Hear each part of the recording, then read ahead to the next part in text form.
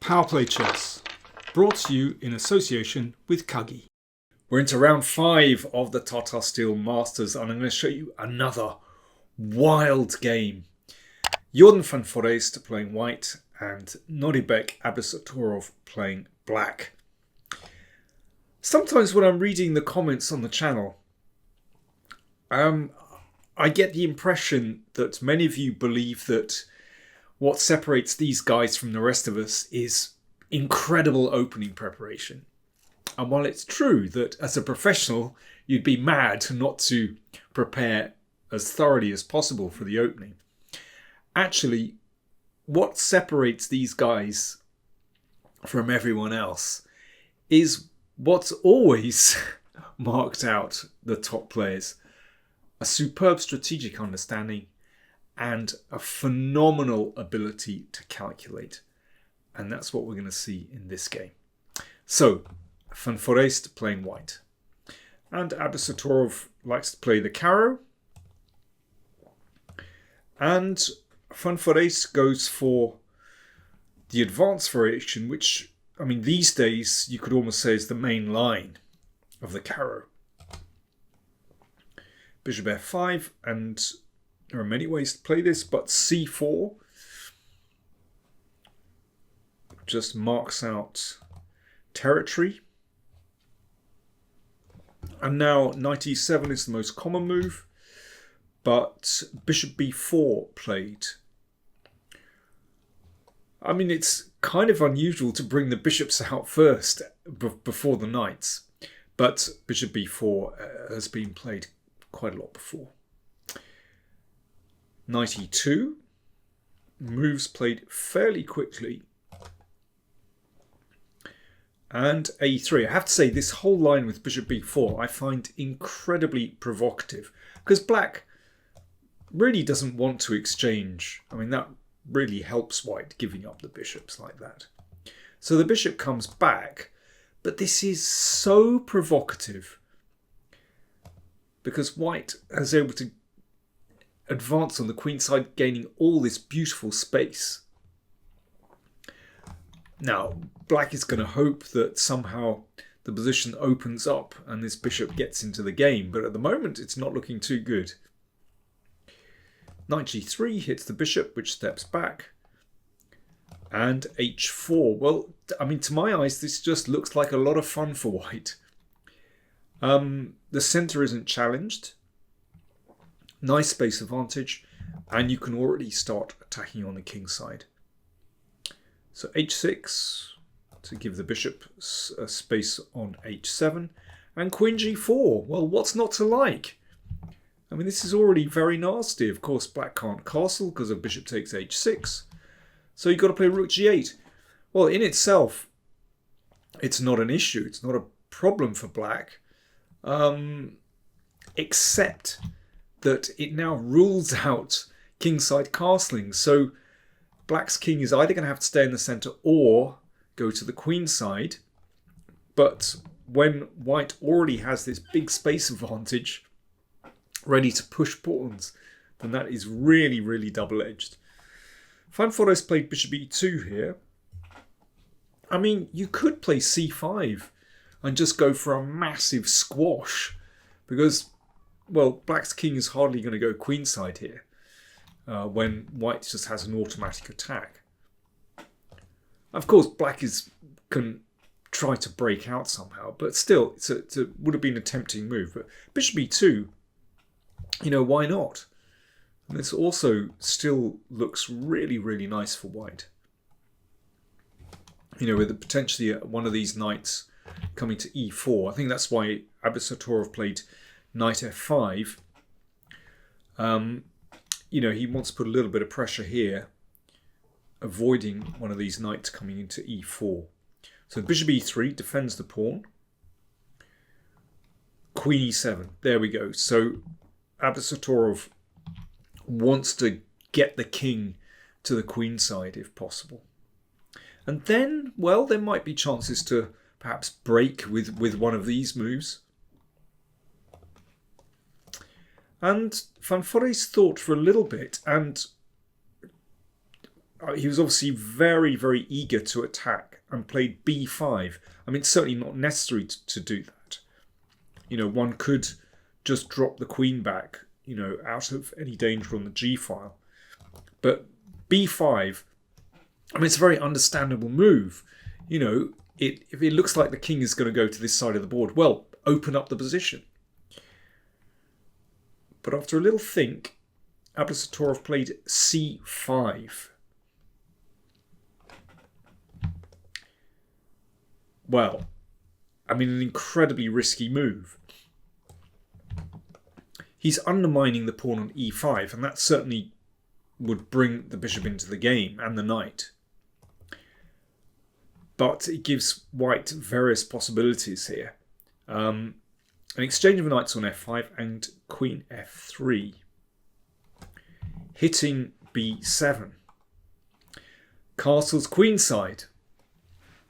Well, how safe is the king on that side of the board? And here is where Van Foreest thought for over 15 minutes. And there are a couple of very tempting possibilities here for white. Van Foreest leapt in with the knight.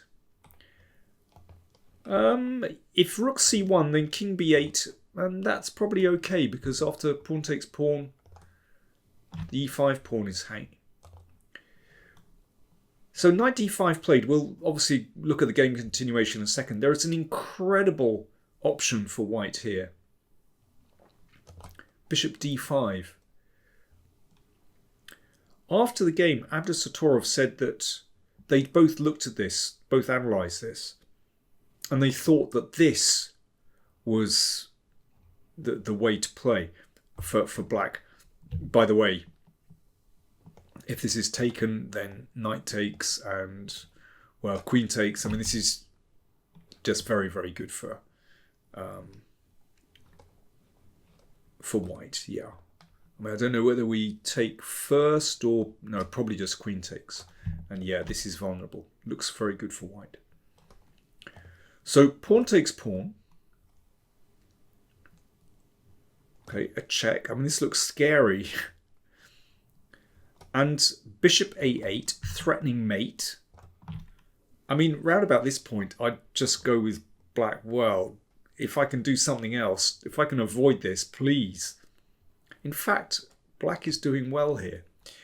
The players after the game thought that this was the best move. Guarding b7. Of course, the pawn is now protected. And knight here. You want to get rid of this knight and deliver mate. Bishop e4. So that has to be taken. And then pawn takes. And neither player could really assess this position. Just looked very unclear. But in this position, would you believe there is a better move for black? Better than knight c5. I mean, this is such an inhuman move. My computer points out bishop e4.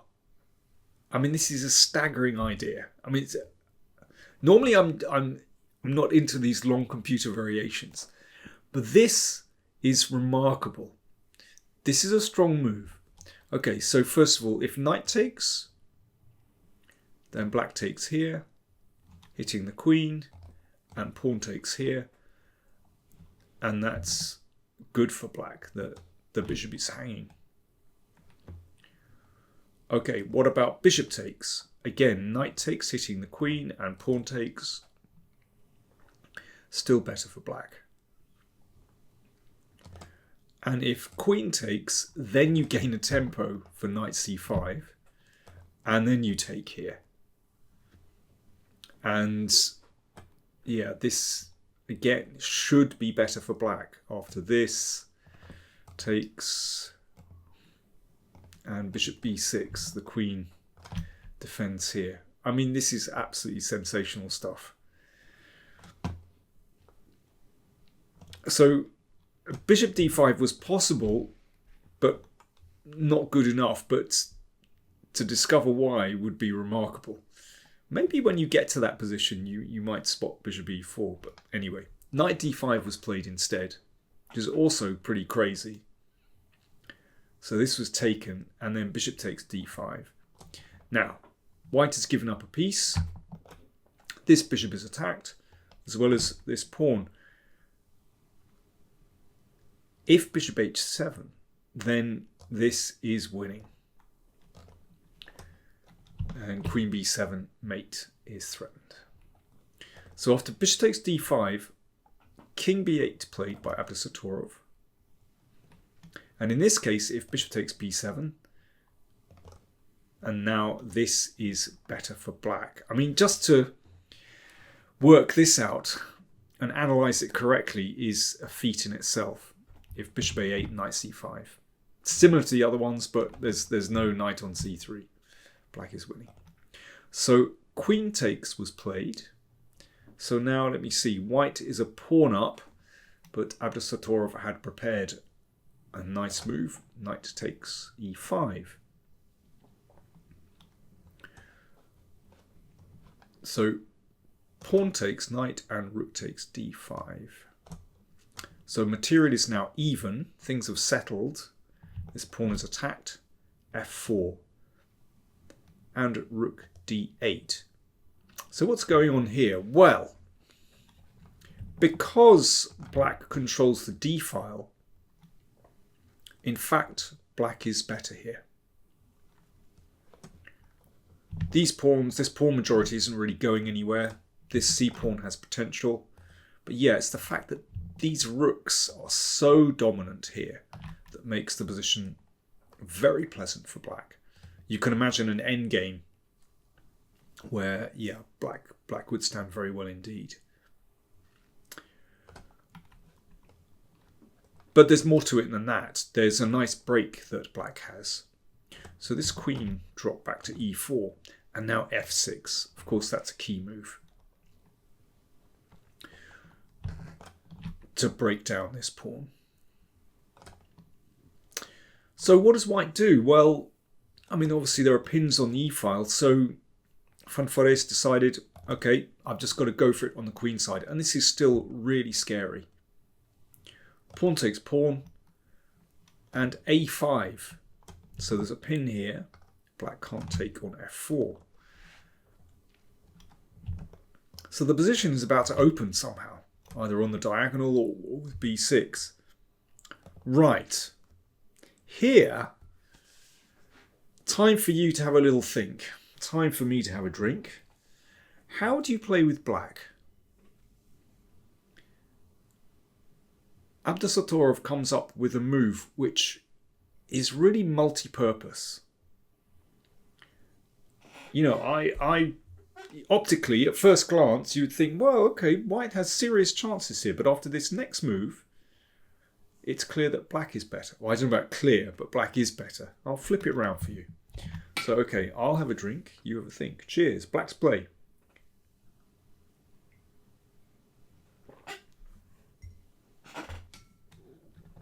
What did you come up with? Did you find Queen e8? Great move. Okay, let me flip the board back. So you can see that now the pin is broken, so black threatens to take on f4. That's the first point. But also that queen looks at h5 and b5. So it's a multi-purpose move. So if the queen steps out of the way to defend this one, for example, then black simply exchanges. Remember, black is a pawn up here. Clear advantage. So I think very understandably, Foreest goes for it. He gives up another pawn and opens lines against the king. So this is really scary. And pawn takes pawn on e5. So don't take this one. You've got to watch out for the pins. Still an incredibly difficult position. Bishop c7, excellent move. More pressure here.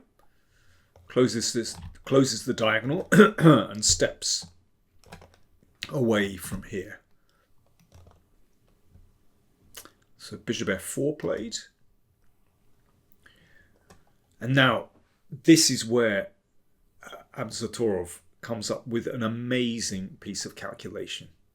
Rook d4, hitting the queen. And then he took on f4. And he invested quite a lot of time before he went in for this. For the last couple of moves, 20... I mean, basically, for these last 3 moves, over half an hour on those last 3 moves. So, an exchange sack. But you can see that that queen hits all of white's major pieces. So, obviously, an exchange of queens... Well, this is just winning for black. You win the exchange back.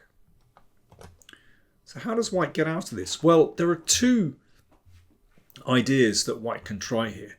In the game, queen a2 was played, and that's pretty scary in itself, threatening a mate on a8. But there's another move that needed calculating. Rook a4, threatening mate on a8. So yeah, queen takes queen, rook a8 mate. Now, this line that Abdusattorov calculated is phenomenal.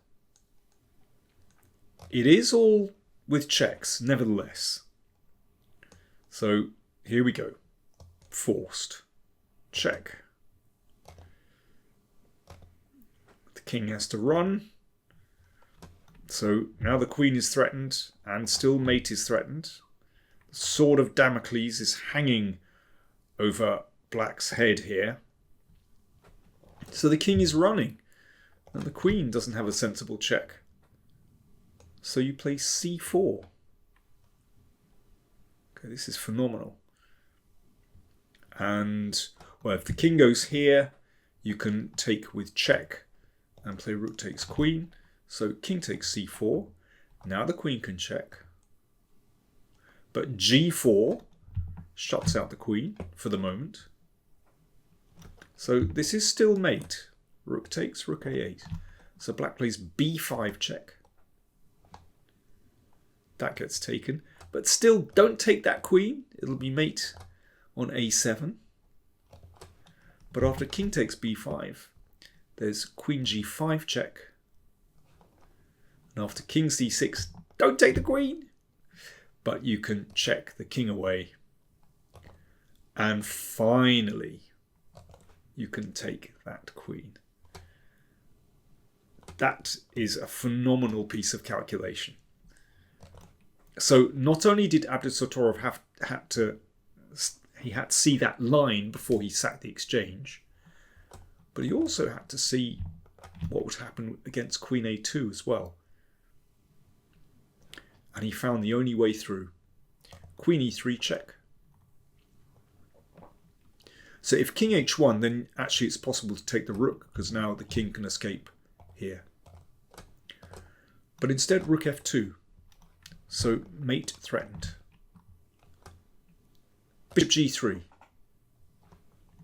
Giving the king an escape square. So this rook is now doomed. So the only thing that white can do is just pursue the attack and hope something turns up. But Abdusattorov had calculated that in fact his king can escape after all these checks. There we go, all forced, and now the king steps up. So you can see it's not so easy for the queen to make a sensible check now. Well, queen b7 played. By the way, if rook d1, then the king is actually safe here. Check and rook d4. In the game, queen b7 played. King c4. The long march continues. Check. Rook d5. So that really is the end of the sensible checks for white. So the queen has come back and at least protects the rook here. But this queen is very well placed, preventing rook c1. So rook a2.